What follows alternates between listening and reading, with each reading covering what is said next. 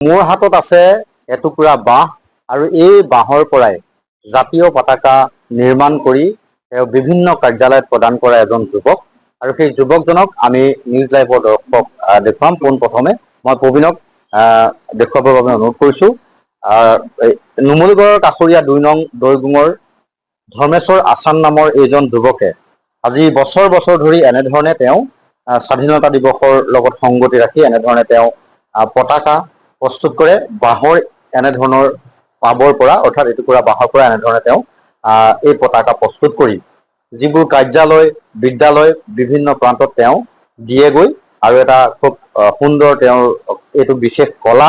আমি সেই দৃশ্য দেখুৱাইছোঁ কেনেধৰণে তেওঁ এতিয়া ব্যস্ত হৈ আছে, একেবাৰে শেষ পৰশ দিয়াত ব্যস্ত হৈ আছে।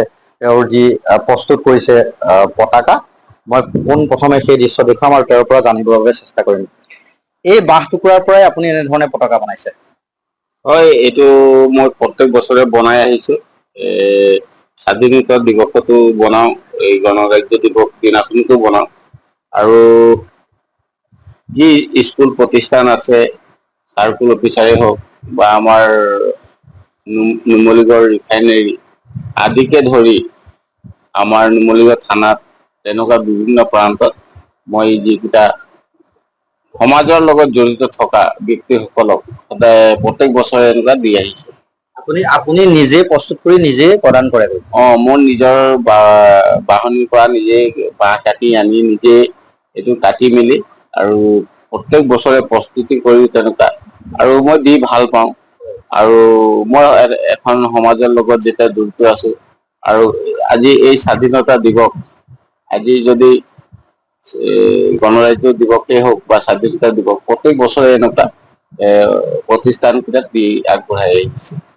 নিশ্চয়কৈ আচলতে তেওঁ গণৰাজ্য দিৱসেই হওক বা স্বাধীনতা দিৱসেই হওক প্ৰত্যেক বছৰে এনেধৰণে পতাকা বাঁহৰ পাবৰ পৰা, মই কৈছোঁ যে টুকুৰা বাঁহৰ পৰা এনেধৰণে প্ৰস্তুত কৰি তেওঁ বিভিন্ন কাৰ্যালয় বা সামাজিক অনুষ্ঠান বা বিদ্যালয়ত প্ৰদান কৰে নিজ হাতেৰে গৈ।